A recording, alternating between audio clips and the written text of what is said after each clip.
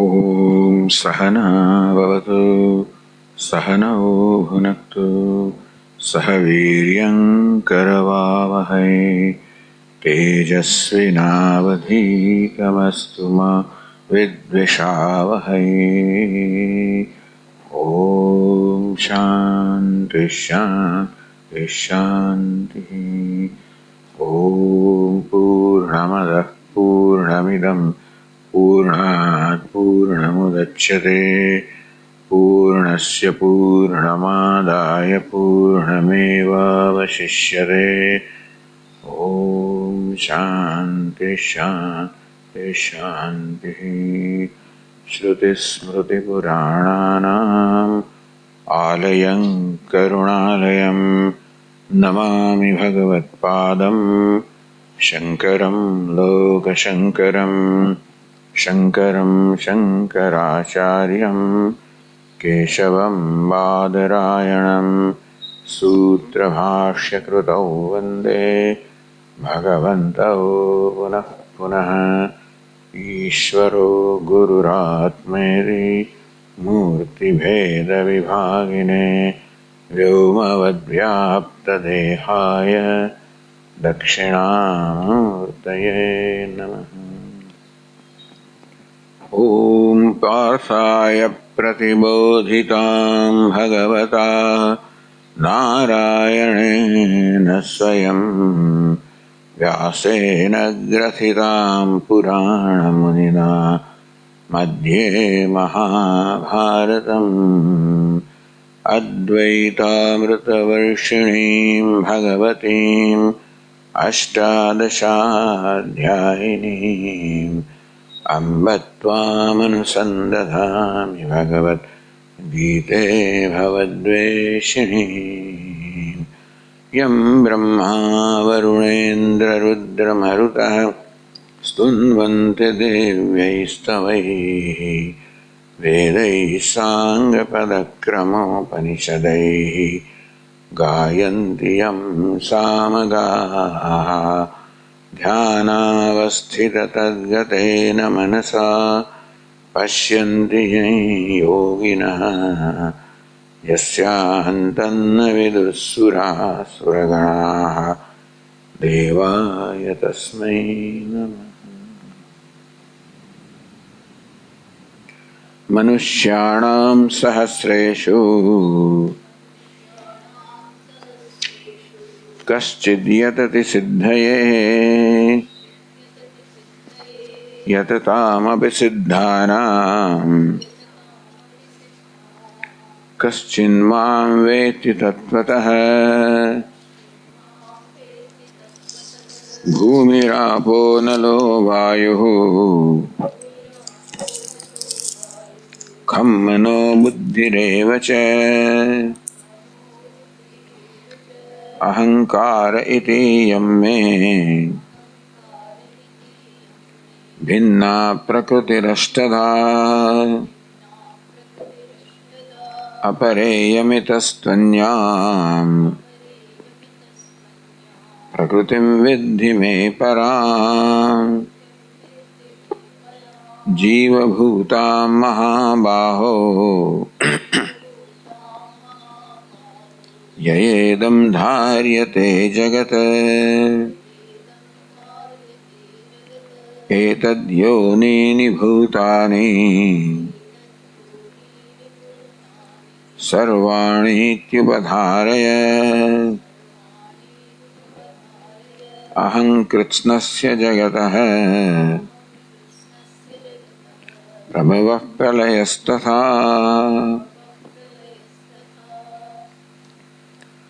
एतद् योनीनि भूतानि सर्वाणि इति उपधारय। हे अर्जुन, उपधारय अवधारय अर्थात अवधारण कर, समझ, निश्चय कर। सर्वाणि भूतानि एतद् योनीनि जगत में जे कि भूतानि भवन्ति जनिमन्ति सर्वाणि जे के जन्म ले છે, જે કે અસ્તિત્વમાં આવે છે। वृत्त वर्तमान वर्तिष्यमाणानि भूत वर्तमान भविष्यમાં જે હતું છે હશે બ્રહ્માદિ સ્તંભ પર્યંતાની, બ્રહ્માથી માંડીને સ્તંભ સુધીના બધા જ ભૂતો, બધા જ પદાર્થો, ચલો બધા જ પ્રાણીઓ, બધા પદાર્થો, એતદ યોનિની, એ બધાની યોની, એ બધાનું કારણ એતદ, આ બે છે, અપરા પ્રકૃતિ અને પરા પ્રકૃતિ, એ બે જેનું કારણ છે એવા બધા ભૂતો છે.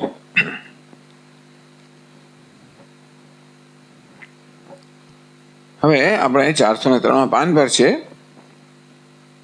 તો આ શ્લોકની ટીકામાં આ સમજાવ્યા પછી એક પ્રશ્ન કરવામાં આવ્યો.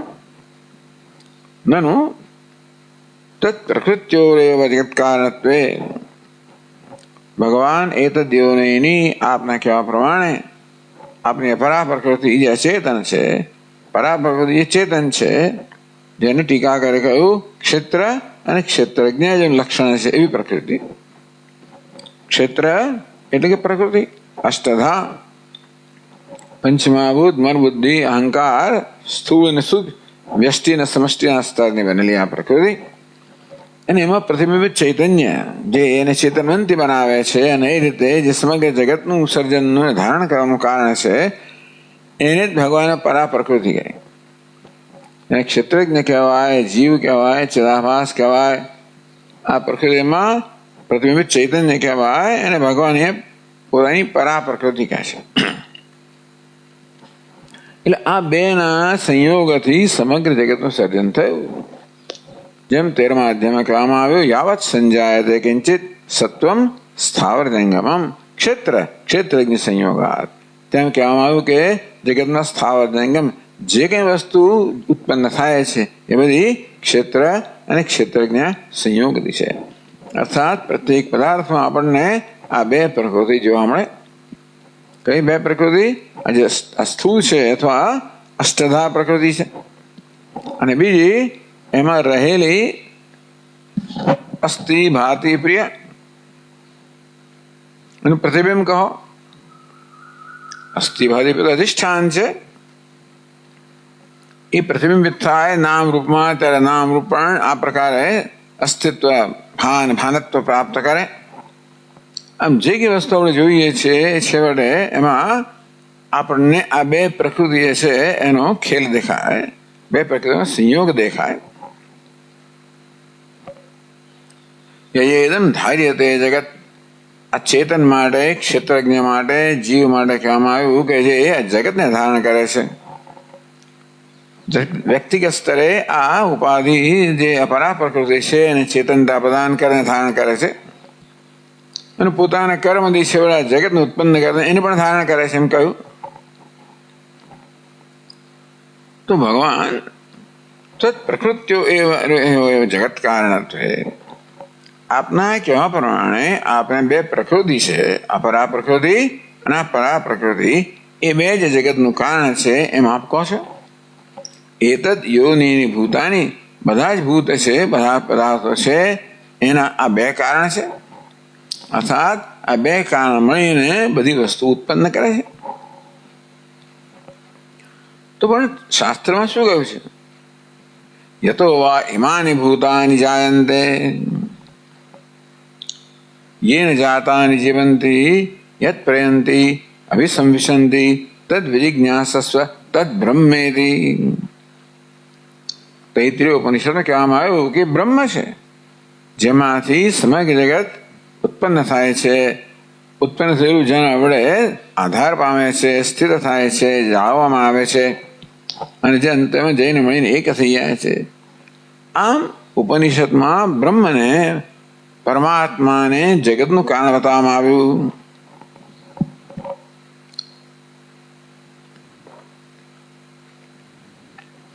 તો અહીં તો આપ કહો છો કે આપની પ્રકૃતિ જગતનું કારણ છે, અને ત્યાં કહેવાનું કે આપ જગતનું કારણ છો, પરમ બ્રહ્મ. કુત એ કઈ રીતે? ઇતિ આકાંક્ષાયામ, આ પ્રકારની આકાંક્ષા જન્મે આપણને.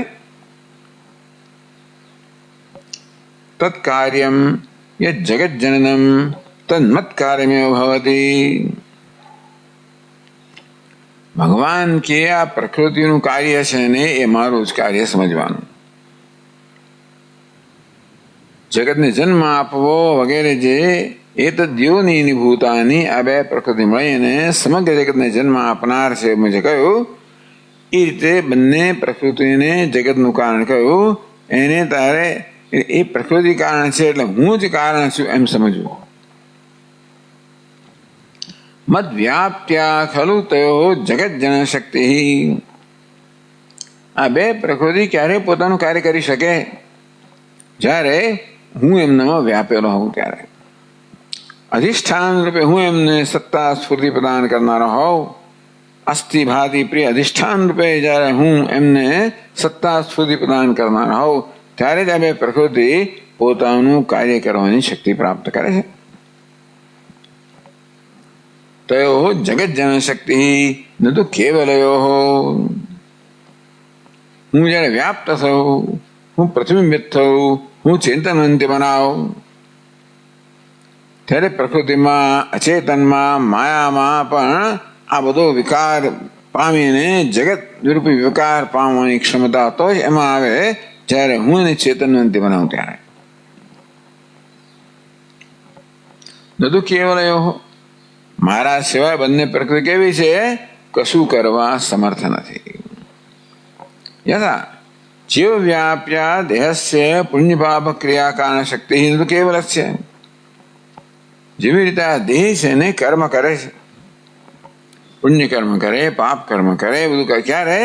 આ જીવ છે, ચેતન છે, દેહને વ્યાપેલો હોય તો જ દેહમાં ઉપાધિમાં એટલે ઇન્દ્રિયોમાં પોતાનું કાર્ય કરવાની, જ્ઞાનેન્દ્રિયમાં જ્ઞાન પ્રાપ્ત કરવાની, કર્મેન્દ્રિયમાં કર્મ કરવાની, મનમાં વિચારવાની, બુદ્ધિમાં જાણવાની.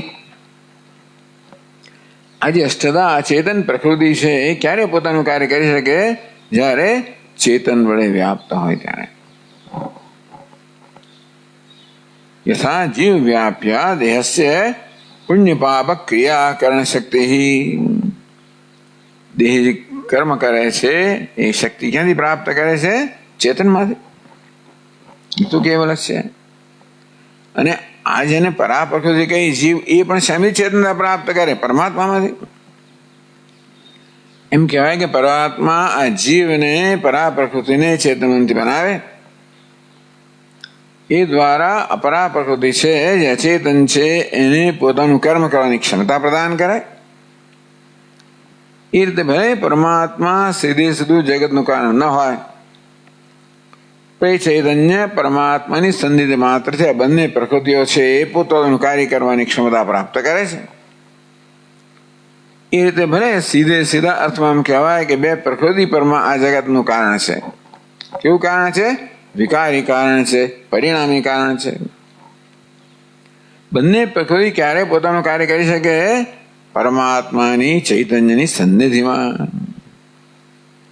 ભલે પરા પ્રકૃતિ આપણે એને કહીએ કે ભાઈ પ્રતિબિંબિત ચૈતન્ય, બિંબ વગર કામ ના કરે ને.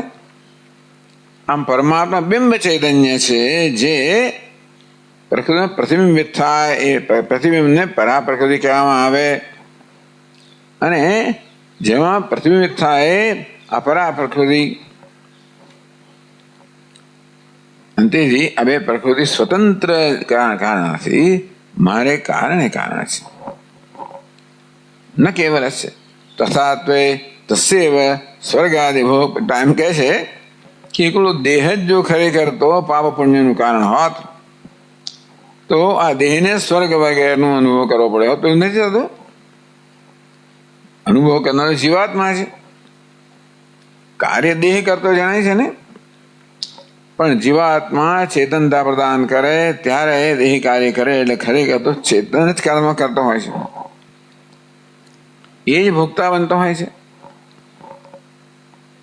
તદુપાધિકસ્ય જીવસ્ય તત્કારણ યથા દ્રષ્ટાંત આપ્યું કે ભલે આપણને બહારથી એમ જણાતું હોય કે હાથ પગ કે વાણી કર્મ કરી રહ્યા છે, પાપ પુણ્ય બી કર્મ કરી રહ્યા છે, પણ વાસ્તવમાં તો ક્યારે કરી શકે? એમને ચેતનતા પ્રદાન કરવામાં આવે ત્યારે. અને તેથી આ ઉપાધિ દેહ વગેરેને તો કઈ સ્વર્ગ નરક ભોગવવાન હોતા નથી. પેલા ચેતન જીવાત્માને ભોગવવાના હોય છે. તેવી રીતે તથા એતદ્વયોપાધિ, તેવી રીતે આ બે મારી ઉપાધિ છે. આ પરા પ્રકૃતિ અને પરા પ્રકૃતિ મારી ઉપાધિ છે, અને એ ઉપાધિ મારી સન્નિધિ માત્રથી પોતાનું કાર્ય કરવાની ક્ષમતા પ્રાપ્ત કરે છે. અંતેથી મમ એવ સર્વજ્ઞસ્ય સર્વ જગત જનકત્વમ. અંતેથી એમ જોવા જઈએ તો હું જે સર્વજ્ઞ છું એ જ સમગ્ર જગતનું કારણ છું. જનકત્વમ, જગતને ઉત્પન્ન કરનાર છું.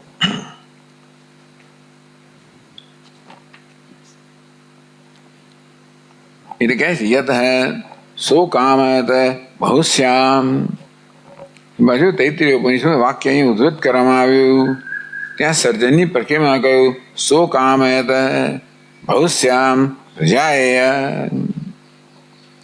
સહ એટલે તે, એ પરમાત્માએ કામના કરી, ઈચ્છા કરી, સંકલ્પ કર્યો. બહુશ્યામ, હું બહુ બની જાઉં. આમ જગતનું મૂળ કારણ તો આ કામના કરનાર છે. પછી એ આ કામનાથી પ્રેરાયના બંને પ્રકૃતિઓ છે પોતપોતાનું કાર્ય કરે, પણ મૂળ કારણ પણ ક્યાં રહ્યું? ઈશ્વરમાં રહ્યું. મમ એવ બહુભવન સંકલ્પ શ્રૂયતે. તો આ બે પ્રકૃતિ રૂપી ઉપાધિ ધરાવનાર પરમાત્માને ઈશ્વર કહીએ એમ કહો. એકલા પરમાત્માને જગતનું કારણ ન કહેવાય, કારણ કે પ્રકૃતિ વગર કઈ ન કરી શકે.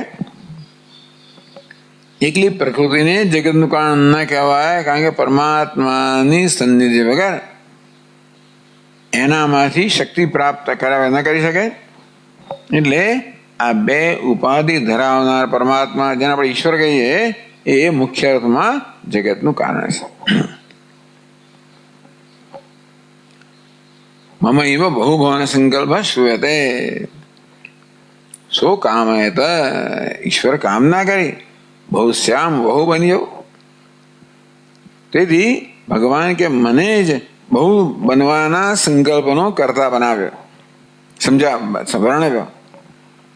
મમ એવ બહુભવન સંકલ્પ, બહુભવન સંકલ્પ, બહુ બની જવાનો સંકલ્પ.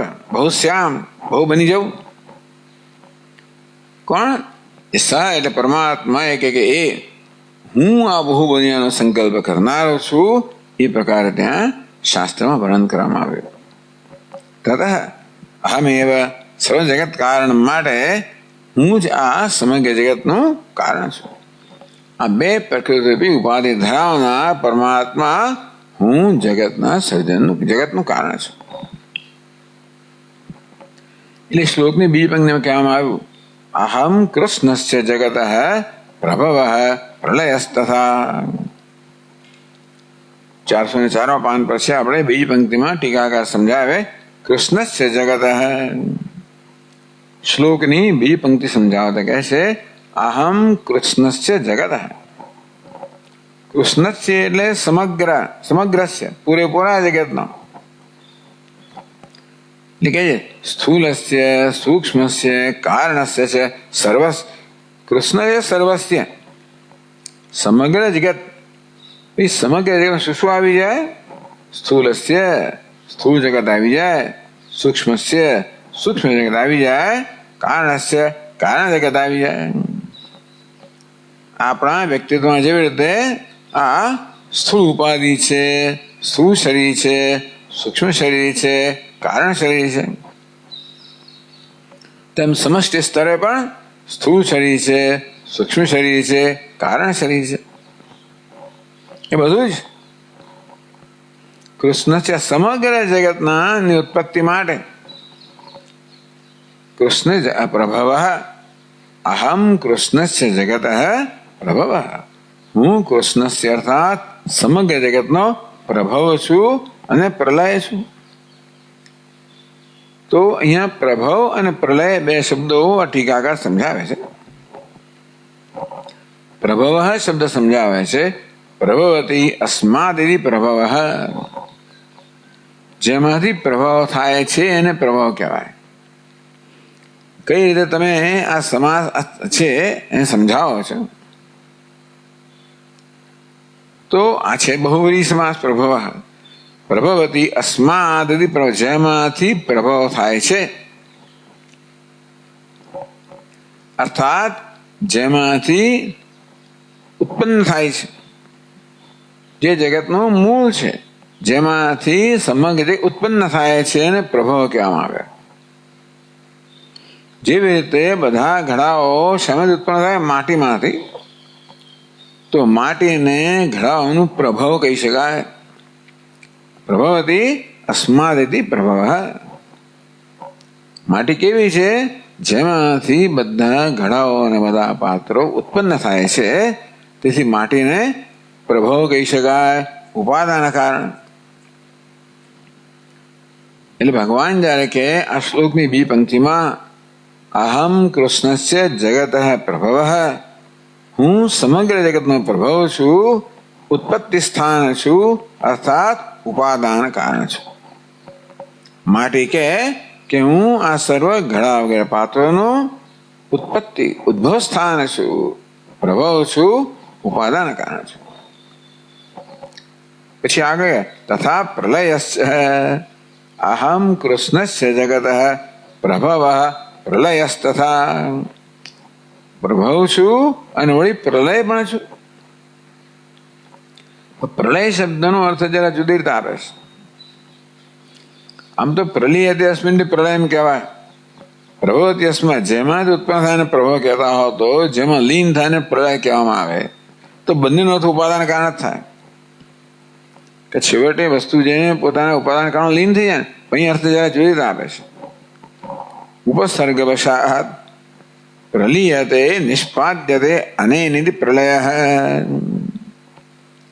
આમ તો લય થયો પણ પ્ર લગાડ્યો ને એટલે આ ધાતુનો અર્થ નક્કી કરે છે ઉપસર્ગ. એટલે બે પક્ષ છે આ ધાતુના અર્થ. એક પક્ષ એવો છે કે ધાતુમાં જ બધા અર્થ રહેલા હશે, ઉપસર્ગ કશું કરતો નથી. અર્થાત ઉપસર્ગ કશું નવું પ્રદાન કરતો નથી, પરંતુ ધાતુમાં જે નિહિત અર્થ છે એને ઉદ્ઘાટિત કરે છે. ધાતુમાં બધા જ અર્થ અંદર સમાયેલા જ છે, પરંતુ એ ધાતુનો આ સંજોગોમાં શું અર્થ થવો જોઈએ, અનેક અર્થમાં કયો અર્થ થવો જોઈએ, એ ઉપસર્ગ નક્કી કરે. એટલે ધાતુમાં રહેલા અર્થને જ ઉપસર્ગ ઉદ્ઘાટિત કરે. જો કે નહીં, ઉપસર્ગ નક્કી કરે છે એ ધાતુનો શું અર્થ થાય. અને તો એમ માનીએ કે આ લય લી ધાતુ અર્થ ઉપસર્ગ નક્કી કરતો હોય તો પ્રલય નિષ્પાદ્યતે એવું થયું. નિષ્પાદ્યતે નિષ્પન્ન કરવામાં આવે છે, સંપન્ન કરવામાં આવે છે, કરવામાં આવે છે. અને પ્રલય એટલે કે હું આ સમગ્ર જગત જેનાથી નિષ્પન્ન થાય છે, સંપન્ન થાય છે, એટલે ઉત્પન્ન થાય છે એવો અર્થ કર્યો, અથવા તો રચાય છે એવો હું છું, અર્થાત નિમિત્ત કારણ છું. એટલે પ્રલય શબ્દનો અર્થ નિમિત્ત કારણ એવું કરવામાં આવે. એવું આ ટીકાકારને બહુ ટૂંકમાં, બાકી ત્યાં તો અર્થ કરવામાં હમ ઉત્કર્ષને કહેતા પ્રભવ પ્રલય તથા, પ્રભવ પણ છું, પ્રલય પણ છું, અને તથા કહીને જોડે જોડે એની સત્તા પ્રદાન કરનાર પણ છું, પાલન કરનાર પણ છું. એમ કરીને જગતનું કારણ શું કહેવામાં આવ્યું, પણ તેમાં તો ઉપાદાન કારણ થાય ને. પણ અહીં તો જગતનું આ પ્રભાવ કહેવાથી જગતનું ઉપાદાન કારણ કહેવામાં આવ્યું, અને પ્રલય કહેવાથી જગતનું નિમિત્ત કારણ કહેવામાં આવે, એવું આ ટીકાકાર સમજાવે છે. ટૂંકમાં હું જગતનો પ્રભાવ અને પ્રલય એ જગતનું અભિન્ન નિમિત્ત ઉપાદાન કારણ છું. હું નિમિત્ત કારણ પણ છું, પ્રભાવ ના એ પ્રલય અને ઉપાદાન કારણ છું પ્રભાવ. એ પ્રકારે ઉભય અપી અહમેવ, ઉપાદાન કારણ નિમિત્ત કારણ બંને હું જ છું. એ મહત્વની વસ્તુ છે. બે કારણ હોય હંમેશા. મુખ્યત્વે કશી વસ્તુની રચના કરવા માટે, સર્જન કરવા માટે બે કારણ જોઈએ. જેમ કે ઘડાનું સર્જન કરવા માટે એક તો આપણને ઉપાદાન કારણ જોઈએ, જેમ કે માટી, નિમિત્ત કારણ જોઈએ, જેમ કે કુંભાર. સામાન્ય રીતે આ બે કારણને એકબીજા કરતા જુદા માનવામાં આવે છે. કારણ કે ઉપાદાન કારણ જેમ કે માટી સામાન્ય અચેતન હોય અને નિમિત્ત કારણ જેમ કે કુંભાર ચેતન હોય, અને બંને એકબીજા કરતા જુદા છે એવું વ્યવહારને જોઈએ છે આપણે, અને ચેતન અચેતન જુદા હોય. પણ જગતના કિસ્સામાં એવું નથી. જગતના કિસ્સામાં ભગવાન કે ઉપાદાન અને નિમિત્ત એક જ છે અને હું છું. તો હવે આજે ઉપાદાન કારણ અને કાર્યનો સંબંધ તે દિવસ સમજાવ્યો. તદ અનન્યત્વમ આરમણ શબ્દાદિવત. જે કાર્ય છે એને ક્યારે પણ ઉપાદાન કારણ કરતા ભિન્ન ના હોય, અનન્ય હોય. કારણ જેમ કે ઘડો હોય ક્યારે પણ ઉપાદાન કારણ માટી કરતા ભિન્ન ના હોય, કારણ કે ઘડો પોતાનો હવાપણાનો આધાર માટી પર રાખે છે. અને તેથી ઉપાદાન કારણ કાર્ય કારણ કરતા ભિન્ન ના હોય. તો હવે ભગવાન જો ઉપાદાન કારણ હોય તો જ જગત રૂપી કાર્ય ભગવાન કરતા જુદું ના હોય, અને તો જ ભગવાનને જાણીએ તો જગતને જાણી શકીએ. ઉપાદાન કારણને જાણીએ તો સમગ્ર કાર્યનું જ્ઞાન થઈ ગયું. એ પ્રકારની પ્રતિજ્ઞા ભગવાન અહીં કરી છે. યજ્ જ્ઞાત્વા ને ભૂયો જ્ઞાતવ્યમ અવશિષ્યતે જ્ઞાનમ તેમ સવિજ્ઞાનમ ઇદમ વક્ષ્યામિ અશેષતઃ. બીજા શ્લોકમાં કહ્યું કે જે જાણે ને પછી આ જીવનની અંદર કશું જાણવા જેવું નહીં રહે, કશું પ્રાપ્ત કરવાનું નહીં રહે, એવું ત્યારે જ બને જ્યારે એક જ આ અનેક છે એ એક કરતા જુદા ના હોય, એક જ અનેકના રૂપમાં જણાતો હોય, એ એક ઉપાદાન કારણ હોય, અનેક એનું કાર્ય હોય, એવું હોય તો જ એક અર્થાત ઉપાદાન કારણ જાણવાથી સર્વ કાર્ય જણાઈ જાય. એટલે ભગવાન જગતનું ઉપાદાન કારણ હોય મહત્વનું છે. નિમિત્ત કારણમાં હોવું જોઈએ ચેતન હોવાને કારણે. એટલે વેદાંતની આ જ એક મોટી વિશેષતા છે કે આપણો ઈશ્વર કેવો છે, સર્જન કરનાર છે એટલું જ નહીં, પરંતુ સર્જનના રૂપમાં પણ એ સ્વયં ઈશ્વર છે. બાકીના બધા સંપ્રદાયો જે ભારતમાં જ એમનો ઉદ્ભવ નથી થવા, બધા સંપ્રદાયો ઈશ્વરને માત્ર નિમિત્ત કારણ કહે છે, જગતનું સર્જન કરનાર કહે છે. એટલે નિમિત્ત કારણ તટસ્થ હોય. કુંભાર કેવો છે, તટસ્થ. તટસ્થ કોને કહેવાય કે ઘડા રૂપી કાર્યનું સર્જન કર્યા પછી એને કોઈ સંબંધ હોતો નથી. ઘડામાં શું થાય શું નહીં વગેરે થાય એને કોઈ સંબંધ જ નથી. તેમ ઈશ્વર જો માત્ર નિમિત્ત કારણ હોય તો તટસ્થ છે, અર્થાત જગત કરતા જુદો હોય. એ ક્યાંક કોઈક સ્વર્ગમાં હોય.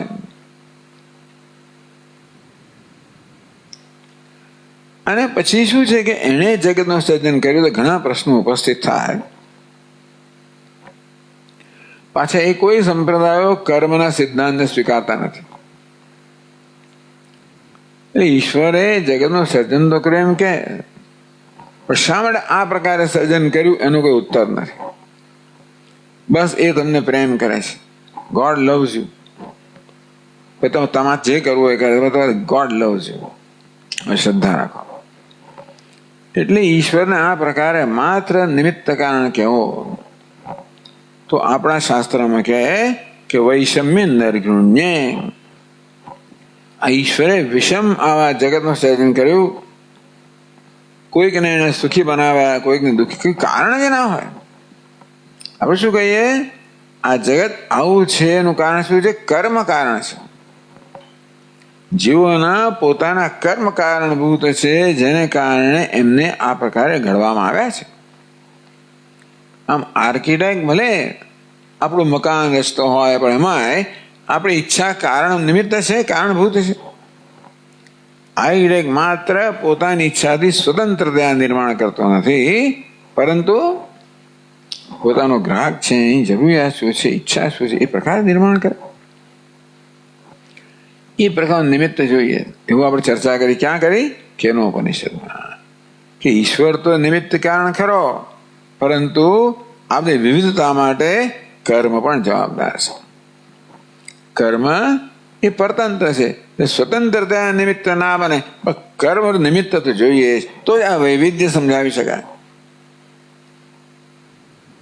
એટલે ઈશ્વર નિમિત્ત કારણ હોય અને કર્મને ધ્યાનમાં રાખીને સર્જન કરતો હોય તો જ આ વિષમતા એ ઈશ્વરના તરંગનું, ફેન્સનું પરિણામ નથી, કર્મનું પરિણામ છે.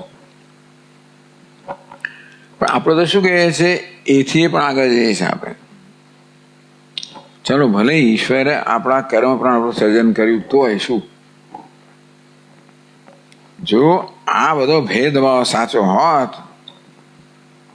તો પછી આ જગતમાં આટલું બધું દુઃખ છે ને આ બધું છે એ કેમ સમજાવું? ત્યારે વેદાંત કહેજો, ભાઈ ઈશ્વર, તમે પ્રશ્ન પૂછે કે ઈશ્વર બધે રહેલો હોય આપના કહેવા પ્રમાણે, તો એ કેમ કશું કરતો નથી? એ ચોરને ચોરી કરતા રોકતો કેમ નથી? એ ચોરનો અંતરાત્મા હોય તો એને ચોરી કરતા કેમ રોકતો નથી? એક માણસ બીજા પર હુમલો કરે તો ભગવાન પેલા હુમલો કરનારનો અંતરાત્મા હોય તો એને કેમ રોકતો નથી? આમ ચાલો ભાઈ, કર્મ પ્રમાણ થયું તો સમજી ગયા, બહુ બરાબર છે. પછી આપણે અપેક્ષા રાખીએ ઈશ્વર જો સર્વત્ર રહેલો હોય ઉપાદાન, તો અપેક્ષા રાખીએ કે એ કંઈક કરે, કરતો નથી. એટલે વેદાંત કહે કે ભાઈ ઈશ્વરે શું કામ કશું કરવું જોઈએ? હુમલો કરનાર પણ એ છે અને જેના પર હુમલો થાય છે એ પણ એ જ છે. એ તો વિચિત્ર વસ્તુ થઈ ને. ક્યાં બને? માત્ર નાટકમાં બને. એકનું એક જ અભિનેતા મલ્ટિપલ રોલ લેતો હોય ત્યારે એનો એ જ પોતાને કદાચ પોતા પર હુમલો કર્યો બને. ઈશ્વર જ આ બધા વેશમાં છે અને તેથી એ પોતાની સાથે આ બધો ખેલ કરી રહ્યો છે. મળા જગત કેવો છે? ખેલ છે. એને સાચું માની લઈએ તો બહુ જ મુશ્કેલી છે. તો કશી વસ્તુ સમજાવી શકાય નહીં સાચું માનીએ તો. અને તો ખરેખર આપણને સમાધાન ત્યારે જ થાય જ્યારે આપણે સમજીએ કે આ શું છે? આ બધા પ્રકારનો વેશ લઈને ઈશ્વર પોતાની સાથે ખેલ કરી રહ્યો છે. આમ આપણે જ્યારે સિનેમા જોતા હોઈએ ત્યારે ત્યાં જે બની રહ્યું હોય એને કારણે આપણે કોઈ પ્રકારનો પ્રત્યાઘાત દાખવતા નથી. કે આગ લાગે તો હું આ આગના લાઈવ અમને બોલાવતો નથી. ત્યાં કોઈ ગુનાહિત કૃત્ય થતો હોય તો હું કોઈ પોલીસને બોલાવતો નથી. કેમ? કારણ કે હું જાણું છું કે મિથ્યા છે. આપણે જાણતા નથી એટલે હું નથી કહેતો કે ના કરવું જોઈએ, આપણે બધું કરવું જોઈએ. અંતતો ગત્વા આપણે જાણવું જોઈએ કે આનું સ્તર કેવું છે? આ વ્યવહારનું સ્તર કેવું છે? મિથ્યા છે. આ બધો વ્યવહાર કેવો છે? માત્ર નાટક છે. કોણ કરી રહ્યું? ઈશ્વર કરી રહ્યો છે. એ સમજતા તો બહુ વાર લાગે. કેમ કે આપણે બહુ આગળ બધું આપણે ઘણી ઉત્ક્રાંતિ કરવી પડે. આપણે હૃદયની એટલી બધી વિશાળતા પ્રાપ્ત કરવી પડે કે પેલો ગુનો કરી રહ્યો હોય તોય પણ મારા મનમાં એના વિશે કોઈ પ્રત્યાઘાત ના જાય તો જ એમાં ઈશ્વર દેખાય. નથી ક્યાં દેખાય? ગુનો કરનારનો ઈશ્વર જો બહુ મોટી વસ્તુ છે. ભગવાન રામમાં તો ઈશ્વર દેખાય, રાવણમાં જો બહુ મોટી વસ્તુ છે. એ જોવાય ક્યારે? એ રાવણનું મિથ્યાત્વ જાણીએ તો જ જોવાય. બાકી રાવણને ગુનેગાર માનતા હોઈએ, એને દુષ્ટ કે દોષિત માનતા હોઈએ તો એવી સંભાવના નથી કે એમાં ઈશ્વર. એ આખા આપણે છાપ મારી દીધે ને, એ તો દુષ્ટ છે, દ્વેષ જન્મ્યો જ ને.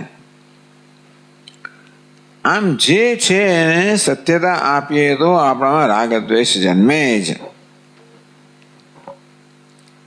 અને તેથી આપણે ત્યાં સુધી ખરેખર તો ઉન્નતિ કરવી જોઈએ. જેવી રીતે વેદાંત સારમાં સમજાવવામાં આવ્યું કે વન છે અનેક બધા વિવિધ પ્રકારના વૃક્ષોનું બનેલું છે. આપણે જ્યારે જમીનના સ્તર પર હોઈએ ત્યારે દરેક વૃક્ષની જે ભિન્નતા છે, એની વિશેષતા છે, એ બધી આપણા ધ્યાનમાં આવે.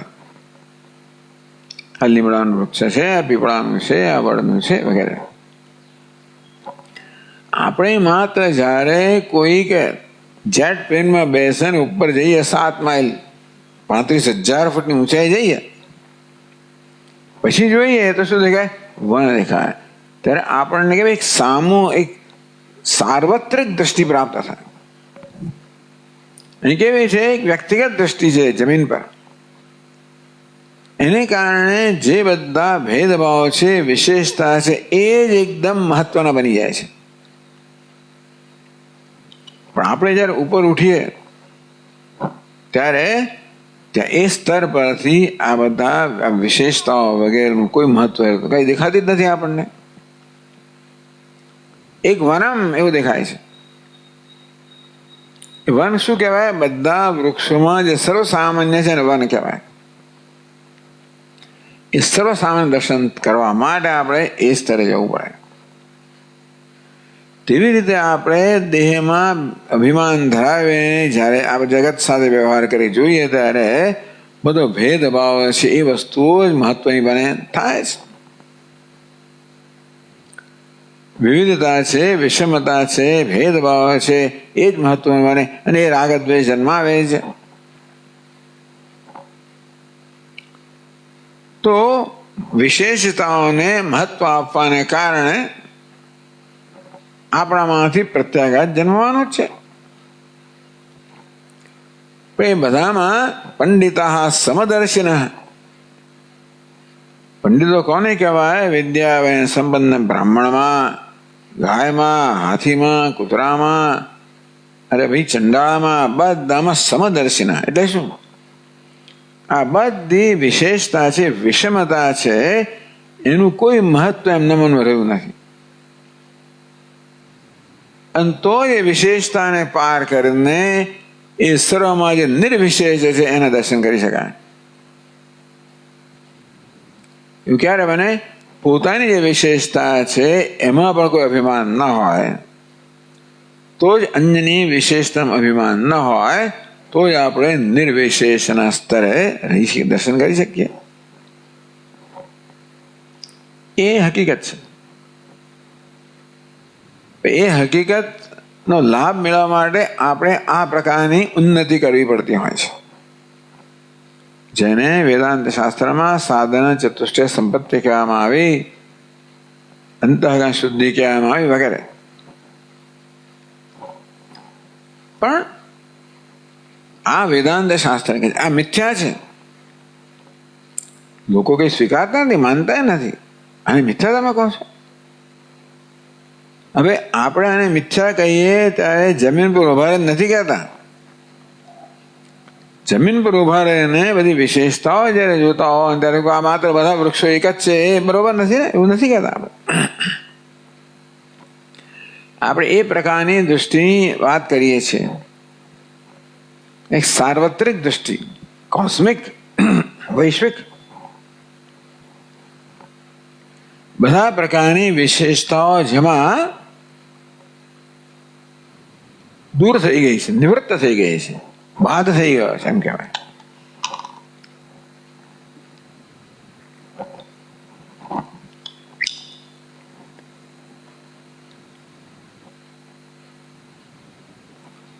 કે તમે તમારું વાસ્તવિક સ્વરૂપ નિર્વિશેષ છે એમાં જયારે તાદાત્મ્ય ધરાવો.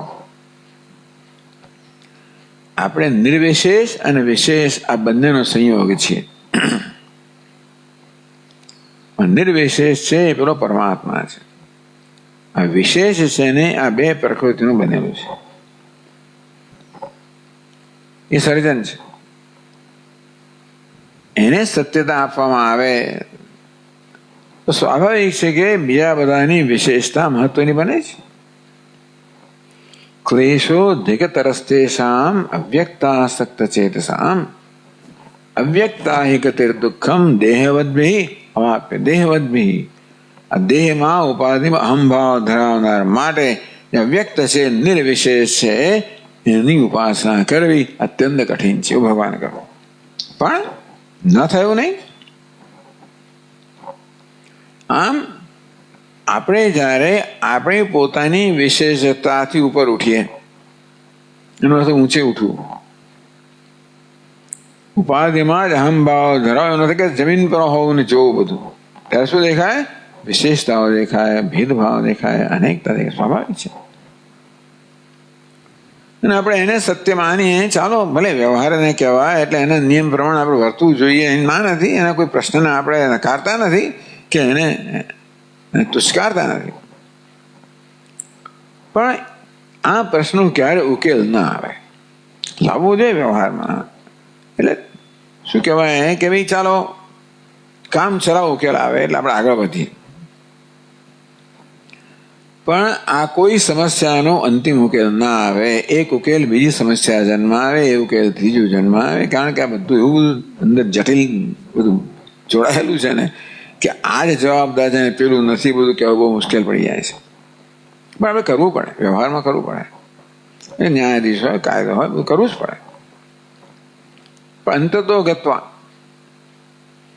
આ પ્રશ્નો ક્યારે ઉકેલાય? જ્યારે આપણે જાણીએ કે આ મિથ્યા છે, અર્થાત એ અંતિમ સત્ય નથી. કંઈક સત્યતા એમની છે પણ એ અંતિમ સત્ય નથી. એ પ્રકારે આપણે જયારે સર્વસામાન્ય જે છે એને જોઈએ, તે બૃહદારણ્યકની અંદર અને એવું જ કહેવામાં આવ્યું, દુંદુભી વગેરે ધ્વનિ સામાન્ય, મહાસામાન્ય વગેરે. તો આ જગતનું મિથ્યાત્વ આપણે સ્પષ્ટ સમજી શકીએ, સ્પષ્ટ. અને તો પછી આપણને આપણા મનમાં કોઈ રાગ દ્વેષ કશું પ્રત્યાઘાત જન્મવાની કોઈ પ્રસંગ નથી. એ સ્તર સુધી ઉન્નતિ કરવાનું આપણને કહે છે. પણ આ વસ્તુ વેદાંત શાસ્ત્ર કહે છે કે તત્વ કેવું છે? એક અદ્વિતીય છે. એટલા માટે આ બધા દ્વૈતના સર્જનની આ પ્રકારે વાત કરવામાં આવે છે. જ્યાં જ્યાં શાસ્ત્રમાં સૃષ્ટિનું વર્ણન છે ત્યાં સૃષ્ટિની સત્યતાનું વર્ણન નથી, પણ એક જ કેવી રીતે અનેક બની જાય છે અથવા એક જ કેવી રીતે અનેક ભાષે છે એ કહેવા માટે છે. બહુશ્યામ. શું કહ્યું? બહુશ્યામ, હું બહુ બની જાઉં. હવે એક બહુ બની જાય કેવી રીતે? બહુ ક્યારે બની જવાય? બહુપણાની સંભાવના હોય તો બની જવાય ને. કારણની અંદર કાર્ય અવ્યક્ત રૂપમાં હોય તો પ્રગટ થાય ને. એક છે, અદ્વિતીય છે, બહુપણું છે જ નહીં, અને છતાં બહુ બની જાય. કેવું કરવું? માત્ર બહુપણાનો કલ્પના થઈ ને. તો એ પ્રકારે આપણને ઉપનિષદ એટલે વેદાંત સમજાવે છે. એ ભગવાન અહીંયા કહી રહ્યા છે. અને તો જ પછી એકને જાણવાથી સર્વને જણાઈ જાય કે આ બધા સર્વમાં એક જ સત્ય છે. આ સર્વ એ એકમાં કોઈ આંચ લાવતું નથી. આ બધું વિવિધતા છે, વૈવિધ્ય છે, ભેદભાવ, આ બધું એક સપાટી પર છે. પણ એ કશું એના અધિષ્ઠાન જે છે એના ઐક્યમાં, પૂર્ણતામાં, એના મહિમામાં કોઈ પ્રકારની આંચ નથી લાવતું. એ સમજાવવા માટે આપણને આ બધો પ્રયત્ન છે. એટલે જે રીતે છાંદોગ્ય ઉપનિષદની અંદર એક કેવી રીતે અનેક ભાષે છે એ સમજાવવામાં આવ્યું. અને તો એકના જ્ઞાનથી સર્વનું જ્ઞાન થઈ જાય. એના અવિજ્ઞાતમ વિજ્ઞાતમ ભવતી. ક્યારે હોય? વાસ્તવ એક જ હોય અને અનેક રૂપે ભાસતું હોય. અનેક બની ગયો એમ નહીં, અનેક રૂપે ભાસતું. અર્થાત વેદાંત શાસ્ત્ર સર્જનનું વર્ણન કરે ત્યારે કોઈ વાસ્તવિક સર્જન થયું નહીં, પરંતુ આ એક આ પ્રકારે ભાસી રહ્યું છે. તસ્માદ વા એ તસ્માદ આત્મના આકાશ સંભૂત. એ આત્મા, આ આત્મા જે પરમ બ્રહ્મ છે એમાંથી આકાશની ઉત્પત્તિ થઈ. અર્થાત પરમાત્મા આકાશ રૂપે ભાસી રહ્યો છે. આકાશાદ વાયુ, આકાશ રૂપે ભાસતા પરમાત્મા વાયુ, પરમાત્મા વાયુ રૂપે ભાસી રહ્યો છે. વસ્તુ એક જ છે, સોનાનું લગડી એક જ છે. એમાંથી તમે પછી એનો તાર બનાવો, એમાંથી પછી જુદા જુદા કડીઓ બનાવો, બધા સ્તરે નામ રૂપ બદલાયા કરે, પણ તત્વ એક જ રહે. તેવી રીતે ભલે આપણે આકાશ, વાયુ, અગ્નિ, જળ, પૃથ્વી આમ ભલે નામ રૂપ બદલાયા કરતા હોય, એના ગુણ વધતા હોય, પણ તત્વ તો એક જ છે. એક જ તત્વમાં આકાશ રૂપે અને આકાશ રૂપે ભાસતું તત્વ જ વાયુ રૂપે, આકાશ અને વાયુ રૂપે ભાસતું તત્વ જ અગ્નિ રૂપે. અને તેથી આ કહેવાતા સર્જનને કારણે એમાં એક છે ને એકત્વમાં અદ્વિતીયત્વમાં કોઈ આંચ નથી આવતી. એ બધા સર્જનની પ્રક્રિયાના વર્ણનનું પ્રયોજન છે. એટલે ક્યારેક ઉપનિષદમાં બહુ સંક્ષેપમાં સૃષ્ટિનું વર્ણન હોય, ક્યારેક વિગતવાર હોય. જેમ છાંદોગ્યમાં વિગતવાર વર્ણન છે કે ત્યાં પ્રતિજ્ઞા સ્પષ્ટ રીતે કહેવામાં આવી, એક જ્ઞાનેન સર્વજ્ઞાનમ. તેથી વેદાંત શાસ્ત્ર કહે કે ઈશ્વર જગતનું અભિન્ન નિમિત્ત ઉપાદાન કારણ છે.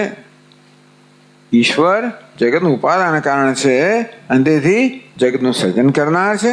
અરે નિમિત્ત કારણ છે પણ જગતનું સર્જન કરનાર છે, ઉપાદાન કારણ છે. તેથી જગતના રૂપમાં પણ ઈશ્વર જ ભાસી રહ્યો છે. હવે એ ઓળખવું આપણું કામ છે, આ હકીકત છે. એને ઓળખવા માટે આપણે બીજું કઈ નથી કે આપણા મનમાં આવું પરિવર્તન કરવાનું, જેને આપણે અંતઃકરણ શુદ્ધિ કહીએ. તો એટલે આ પ્રકારે હું એક અદ્વિતીય છું એનું નિરૂપણ ભગવાન કરી રહ્યા છે. જે ઉપનિષદની પ્રતિજ્ઞા છે એ જ આ 7મા અધ્યાયમાં ભગવદ્ ગીતાની પ્રતિજ્ઞા છે. અને તેથી અહીં ભગવાન પોતાનું એક અદ્વિતીયપણાનું નિરૂપણ કરી રહ્યા છે. એ પ્રકારે શંકરાજી મહારાજ આ અધ્યાય સમજાવે છે. તો ચાલો આ રીતે આપણે 6થો શ્લોક કર્યો. હવે આવતા ક્લાસથી આપણે 7મા શ્લોકથી આગળ વધશું. ઓમ પૂર્ણમદ પૂર્ણમિદમ પૂર્ણાત પૂર્ણમુદચ્યતે પૂર્ણસ્ય પૂર્ણમાદાય પૂર્ણમેવાવશિષ્યતે. ઓમ શાંતિ શાંતિ શાંતિ. શંકરં શંકરાચાર્યં કેશવં બાદરાયણં સૂત્રભાષ્યકૃતૌ વંદે ભગવन्तौ પુનઃ પુનઃ.